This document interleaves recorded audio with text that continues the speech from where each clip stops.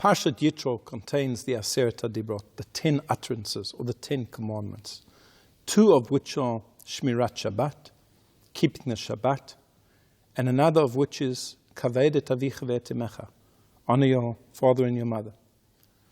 However, the sages tell us that this was not the first time that the Jewish people had heard these commandments.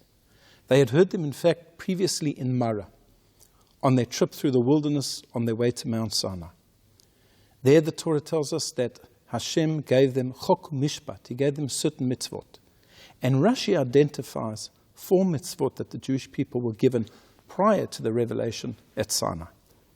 There was Shabbat, there was Kibbud Avayim, honoring parents, there was Denim, civil laws, and there was the Paraduma, the laws of the red heifer. The red heifer was used in the purification of a person or objects that had come into contact with a dead body.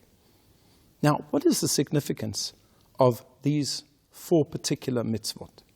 And I heard a beautiful explanation from Rabbi Moshe Tarragon of Yeshivat Gush Etzion, which I'd like to share with you and paraphrase today. First of all, the mitzvah of Shabbat. Shabbat is a foundation of the Jewish people. We have Shabbat every week, and it reminds us that Hashem created heavens and earth. And we are His partners in creation. And He tells us, I'm in control, I'm in charge, and you have to rest every week and realize that I am the Creator. Shabbat binds the Jewish people together.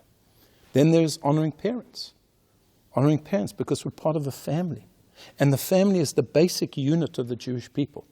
It's within families that we learn together and that we learn values and that the traditions are passed on from one generation to another. It's absolutely foundational. And then there are dinim, civil laws.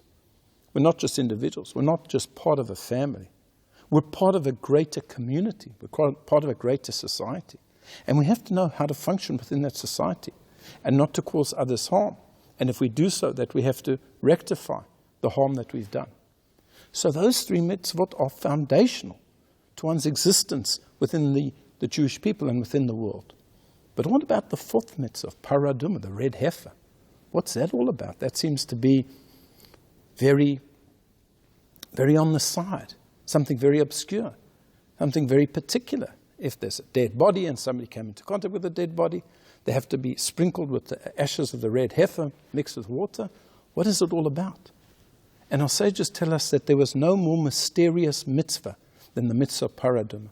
The whole thing doesn't make sense.